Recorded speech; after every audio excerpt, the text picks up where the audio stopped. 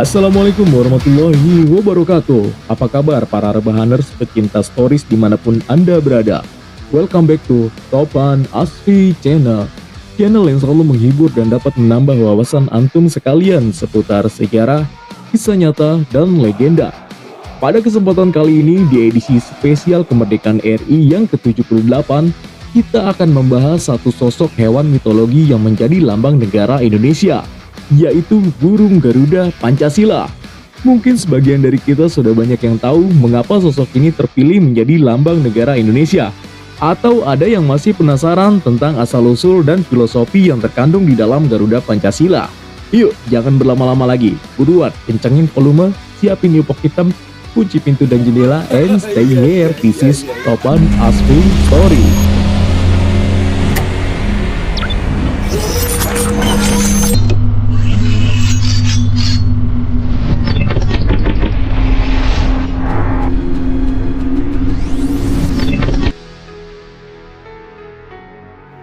Guys, menurut gue secara garis besar, burung Garuda terpilih menjadi lambang negara Indonesia karena Indonesia merdeka tanggal 17 bulan 8 tahun 45.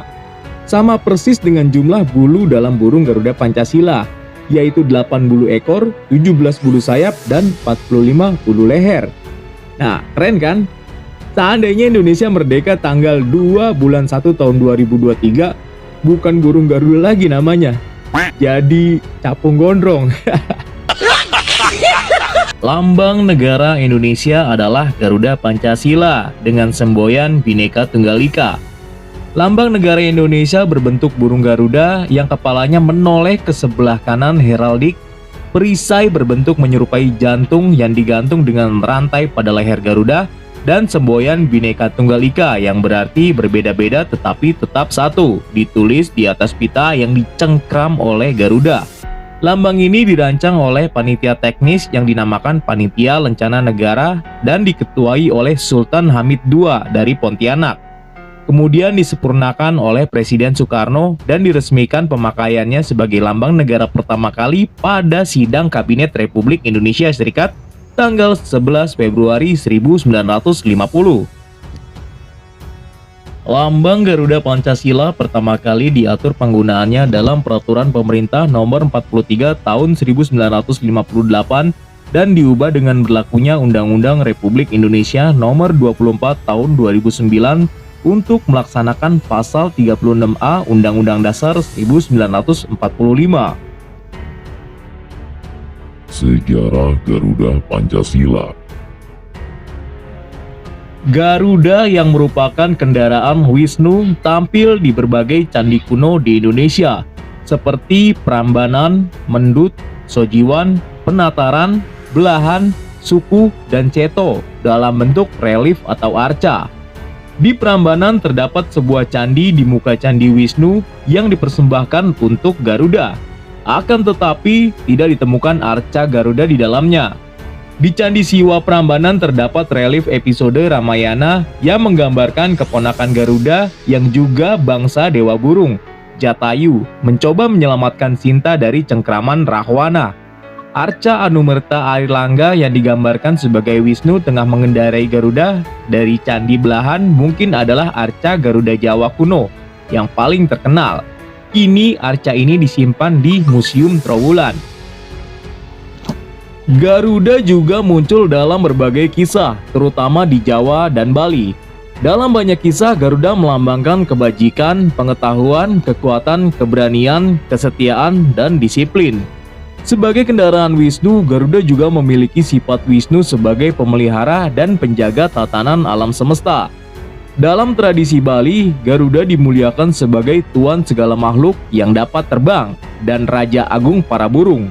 Di Bali, ia biasanya digambarkan sebagai makhluk yang memiliki kepala, paruh, sayap, dan cakar elang, tetapi memiliki tubuh dan lengan manusia.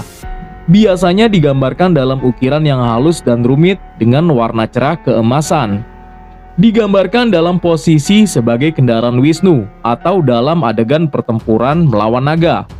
Posisi mulia Garuda dalam tradisi Indonesia sejak zaman kuno telah menjadikan Garuda sebagai simbol nasional Indonesia, sebagai perwujudan ideologi Pancasila. Garuda juga dipilih sebagai nama maskapai penerbangan nasional Indonesia, yaitu Garuda Indonesia. Selain Indonesia, Thailand juga menggunakan Garuda sebagai lambang negara.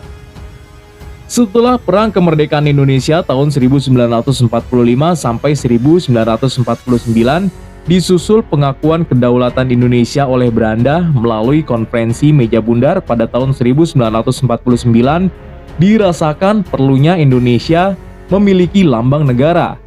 Akhirnya pada tanggal 10 Januari 1950 dibentuk panitia teknis dengan nama Panitia Lencana Negara di bawah koordinator Menteri Negara Zonder Portofolio Sultan Hamid II, dengan susunan panitia teknis yaitu Muhammad Yamin sebagai ketua, Ki Hajar Dewantoro, M.A. Polupesi, Muhammad Natsir, dan R.M. Eng Purbatcaraka sebagai anggota. Panitia ini bertugas menyeleksi usulan rancangan lambang negara untuk dipilih dan diajukan kepada pemerintah. Merujuk keterangan Bung Hatta dalam buku Bung Hatta Menjawab, untuk melaksanakan keputusan sidang kabinet tersebut, Menteri Priyono melaksanakan sayembara. Terpilih 2 rancangan lambang negara terbaik, yaitu karya Sultan Hamid II dan karya M. Yamin. Pada proses selanjutnya, yang diterima pemerintah dan DPR adalah rancangan Sultan Hamid II. Karya M. Yamin ditolak karena menyertakan sinar-sinar matahari yang menampakkan pengaruh Jepang. Setelah rancangan terpilih, dialog intensif antara perancang yaitu Sultan Hamid II, Presiden Ri Soekarno, dan Perdana Menteri Muhammad Hatta terus dilakukan untuk keperluan penyempurnaan rancangan itu. Mereka bertiga sepakat mengganti pita yang dicengkram Garuda yang semula adalah pita merah putih menjadi pita putih dengan menambahkan semboyan Bhinneka Tunggal Ika. Tanggal 8 Februari 1950, rancangan lambang negara yang dibuat Menteri Negara RIS Sultan Hamid II diajukan kepada Presiden Soekarno. Rancangan lambang negara tersebut mendapat masukan dari Partai Masyumi untuk dipertimbangkan kembali karena adanya keberatan terhadap gambar burung Garuda dengan tangan dan bahu manusia yang memegang perisai dan dianggap terlalu bersifat mitologis. Sultan Hamid II kembali mengajukan rancangan gambar lambang negara yang telah disempurnakan berdasarkan aspirasi yang berkembang, sehingga tercipta bentuk Raja Wali Garuda Pancasila, disingkat Garuda Pancasila. Presiden Soekarno kemudian menyerahkan rancangan tersebut kepada Kabinet RIS melalui Muhammad Hatta sebagai Perdana Menteri. A.G. Pringgodigdo dalam bukunya Sekitar Pancasila, terbitan Dep Hankam, Pusat Sejarah ABRI menyebutkan, rancangan lambang negara karya Sultan Hamid II akhirnya diresmikan pemakaiannya dalam sidang Kabinet RIS pada tanggal 11 Februari 1950. Ketika itu gambar bentuk kepala Raja Wali Garuda Pancasila masih gundul dan tidak berjambul seperti bentuk sekarang ini. Presiden Soekarno kemudian memperkenalkan untuk pertama kalinya lambang negara itu kepada khalayak umum di Hotel Des Indes Jakarta pada tanggal 15 Februari 1950.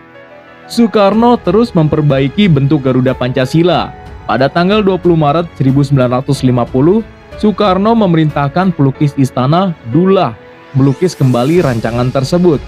Setelah sebelumnya diperbaiki antara lain penambahan jambul pada kepala Garuda Pancasila serta mengubah posisi cakar kaki yang mencengkram pita dari semula di belakang pita menjadi di depan pita. Atas masukan Presiden Soekarno, dipercaya bahwa alasan Soekarno menambahkan jambul karena kepala Garuda gundul dianggap terlalu mirip dengan Blade Eagle atau lambang Amerika Serikat. Untuk terakhir kalinya, Sultan Hamid II menyelesaikan penyempurnaan bentuk final gambar lambang negara, yaitu dengan menambahkan skala ukuran dan tata warna gambar lambang negara. Rancangan Garuda Pancasila terakhir ini dibuatkan patung besar di bahan perunggu berlapis emas yang disimpan dalam ruang kemerdekaan Monumen Nasional sebagai acuan. Ditetapkan sebagai lambang negara Republik Indonesia dan desainnya tidak berubah hingga kini. Deskripsi dan arti filosofi. Garuda Pancasila adalah burung Garuda yang sudah dikenal melalui mitologi kuno dalam sejarah bangsa Indonesia. yaitu kendaraan Wisnu yang menyerupai burung elang Raja Wali. Garuda digunakan sebagai lambang negara untuk menggambarkan bahwa Indonesia adalah bangsa yang besar dan negara yang kuat. Kemudian warna keemasan pada burung Garuda melambangkan keagungan dan kejayaan. Selain itu, Garuda memiliki paruh, sayap, ekor, dan cakar yang melambangkan kekuatan dan tenaga pembangunan. Jumlah bulu Garuda Pancasila melambangkan Hari Proklamasi Kemerdekaan Indonesia pada tanggal 17 Agustus 1945, yaitu 17 helai bulu pada masing-masing sayap, 8 helai bulu pada ekor, 19 helai bulu di bawah perisai atau pada pangkal ekor, kemudian 45 helai bulu pada leher. Kita tentunya melihat ada perisai di dada burung Garuda. Apakah filosofinya? Oke, mari sama-sama kita bahas. Perisai adalah tameng yang telah lama dikenal dalam kebudayaan dan peradaban Indonesia sebagai bagian senjata yang melambangkan perjuangan, pertahanan, dan perlindungan diri untuk mencapai tujuan.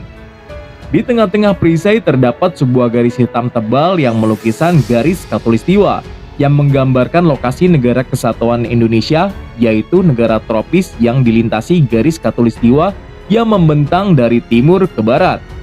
Warna dasar pada ruang perisai adalah warna bendera kebangsaan Indonesia, yaitu merah putih, sedangkan pada bagian tengahnya berwarna dasar hitam. Pada perisai terdapat 5 buah ruang yang mewujudkan dasar negara Pancasila. Pengaturan lambang pada ruang perisai adalah sebagai berikut.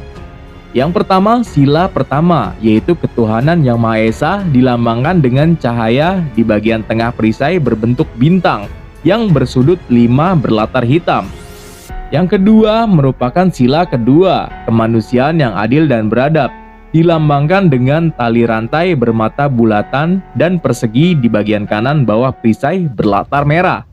Yang ketiga merupakan sila ketiga, yaitu persatuan Indonesia, dilambangkan dengan pohon beringin di bagian kanan atas perisai berlatar putih. Yang kemudian sila keempat, kerakyatan yang dipimpin oleh hikmat kebijaksanaan dalam permusyawaratan perwakilan, dilambangkan dengan kepala banteng di bagian kiri atas perisai berlatar merah. Dan yang terakhir yaitu sila kelima, keadilan sosial bagi seluruh rakyat Indonesia, dilambangkan dengan padi dan kapas di bagian kiri bawah perisai berlatar putih. Kemudian pita bertuliskan semboyan Bhinneka Tunggal Ika. Di kedua cakar Garuda Pancasila mencengkram sehelai pita putih bertuliskan Bhinneka Tunggal Ika berwarna hitam. Semboyan Bhinneka Tunggal Ika adalah kutipan dari Kakawin Sutasoma karya Empu Tantular. Kata Bhinneka adalah gabungan dari kata Bina dan Ika yang bermakna berbeda itu. Kemudian kata tunggal berarti satu, sedangkan kata Ika berarti itu. Secara harfiah Bhinneka Tunggal Ika diterjemahkan berbeda itu, satu itu, yang bermakna meskipun kelihatan itu berbeda-beda, tetapi pada hakikatnya itu adalah satu kesatuan, bahwa di antara pusparagam bangsa Indonesia adalah satu kesatuan. Semboyan ini digunakan untuk menggambarkan persatuan dan kesatuan bangsa dan negara kesatuan Republik Indonesia yang terdiri atas beraneka ragam budaya, bahasa daerah, ras, suku bangsa, agama, dan kepercayaan. Guys, Garuda Pancasila juga merupakan nama dari sebuah lagu nasional Indonesia yang diciptakan oleh Rohar Sudarnoto. Judul aslinya adalah Mars Pancasila. Semoga konten kali ini dapat menambah wawasan pengetahuan kita semua dan dapat meningkatkan jiwa nasionalisme. Kemerdekaan yang kita rasakan saat ini adalah hasil perjuangan para pahlawan, bukan hadiah dari penjajah. Kita sebagai generasi milenial wajib menjaga kedaulatan dan mengisi kemerdekaan dengan hal positif. Dirgahayu negeriku, jayalah Indonesiaku. Cukup sekian, mohon maaf atas segala kesalahan dan terima kasih atas perhatiannya. Assalamualaikum warahmatullahi wabarakatuh.